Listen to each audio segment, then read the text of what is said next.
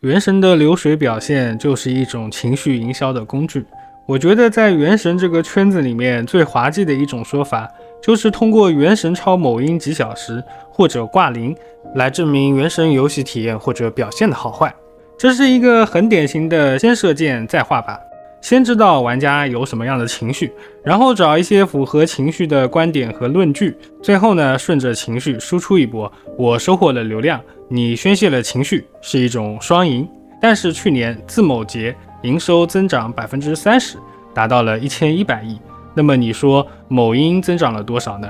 如果我们假设2022年超某音的标准是日流水5000万，那么开卡池的头3日，小圆只需要5001万的流水，保持3天就能被营销号吹成小圆卡池受到玩家追捧，超某音72小时流水炸了。而同样的表现放在2023年，当某音的营收水涨船高，小圆如果增长不如某音，那么同样的表现就变成了小圆卡池酷力狂拉，策划逆天操作，流水挂零。所以这种不知道算法的流水对比法又主观又滑稽，除了能够和观众共情，提供情绪输出，并没有什么参考价值。当然我们都知道，在短视频时代，娱乐至上，是否合理客观并不重要，重要的是观众是来看乐子的，你有没有产出乐子？要是你没有产出乐子，还在这里逼逼赖赖，我作为观众完全有理由让你圆润的离开。另外，很多榜单统计的是移动端的数据，那么我就很好奇，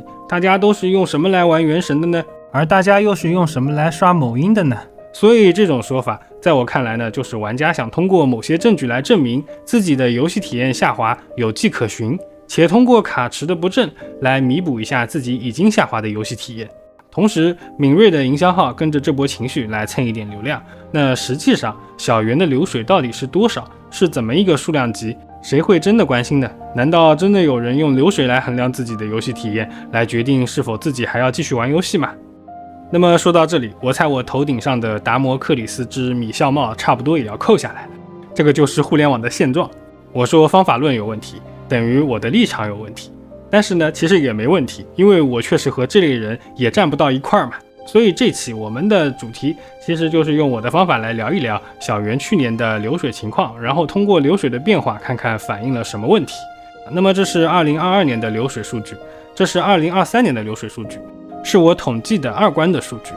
我们还是老样子，只看趋势变化，不关注数值。可以看见2年相比，2023年是高开低走，然后反弹。2022年呢是全年稳定，在年底的时候，因为雷神加胡桃加叶兰这几个当时看来还是很强势的角色复刻，拉起了一波热度。这波热度也导致了2023年的高开。此外呢，我们还可以看见今年的12月和11月相比有一个明显的下跌。这种下跌的原因，如果我们从卡池上找原因，那就是对不起了赛诺、林人还有纳维亚，说明他俩不是玩家愿意买账的角色。而从趋势上说，和枫丹主线发挥出色也有关系。毕竟12月的时候主线完结了，进入了长草期，之前弗妮娜的表现呢，可能也榨干了玩家的钱包。然后我们统计全年的流水情况，相较2022年的2023年的流水下降了大约 14%， 数据上显示是从340亿下降到了292亿。那么在这个中间有没有玩家流失和氪金意愿下降的原因呢？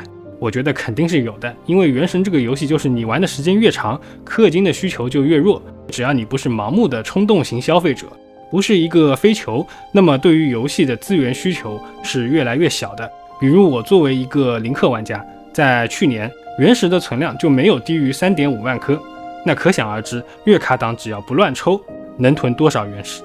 而作为一个步入生命周期后半场的游戏，里面的老玩家又有多少，需求又有多大，我觉得肯定是不如增长时期的。那就相当于是提瓦特进入了老龄化社会，消费需求不旺盛嘛。再加上官方的一些骚操作，对于路人玩家来说肯定也是存在怨气，存在退坑的情况。那再考虑到整个宏观形势的变化，版号重发，选择变多，人们重回工作岗位，游戏时间下降等等因素，那么这 14% 左右的下跌里，有多少是因为游戏下降体验导致的呢？我也不知道。但从我个人的体验上说， 4.0 枫丹的上线，游戏体验实际上是在变好的，只不过氪金的需求确实在下降。因为整个枫丹大世界的探索难度、系统上的优化是持续发力的。在强度方面呢，只要有了龙王战舰加须弥种门就解决问题了，剩下的就是我喜欢抽谁就抽谁。PVP 场也因为龙王的出现好像一统江湖了嘛，而最近老角色频频喝汤，这就更让玩家失去补强的需求了。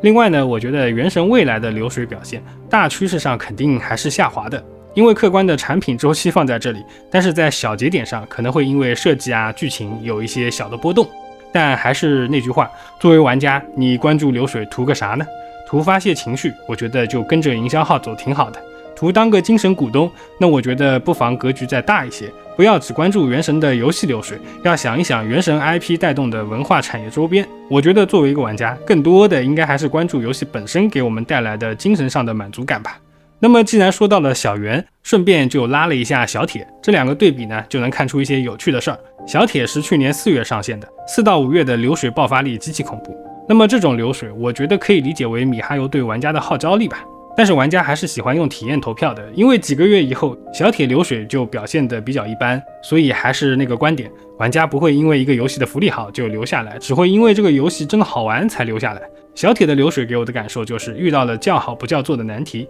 你看在玩家社群，其实说小铁超某音或者挂零还蛮少的。我猜可能是因为营销号看到了小铁的潜力吧，毕竟是一个生命周期刚开始的产品，不管是米哈游还是营销号，都要为自己的下一波流量做准备的嘛。踩圆拉铁，这都是常规操作了嘛。那么最后的最后，小圆到底一年有多少流水？我有一个不成熟的小算法，你看我们统计一年小圆在畅销榜上的排名，然后在畅销榜上找一找上市公司。那么上市公司是要公布业绩的嘛，所以我们就可以估计一个大概的值。比如 AQY 这家企业去年的排名是 5.9 名，小圆是14名，阿币是23名。那么 AQY 去年估计是在320亿左右的营收，阿币呢是在250亿左右，小圆就应该介于这两个数据中间。然后我又用这个方法去验算了几个季度的数据，比如2022年的 Q3 AQY 是 7.1 名，小圆是 8.8 名，这就很接近了，对吧？然后 AQY 的 Q3 呢是 74.71 亿，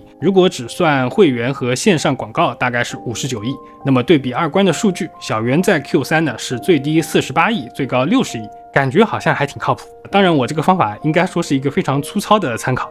那其实我觉得如果我是米哈游，我思考的问题肯定不是原神怎么重回巅峰，而是在后原神时代我能拿出什么旗舰产品来接住玩家。当然这肯定也不是玩家该操心的事。我作为玩家呢，对于原神唯一的期待和担忧就是希望它能保质保量的走到结局，别搞烂尾就可以了。说实话，支持玩家走下去了，可能也就是想知道我们这场旅行的结局了。好的，那么以上就是关于原神的流水杂谈，我是提瓦特地理，我们下期再见。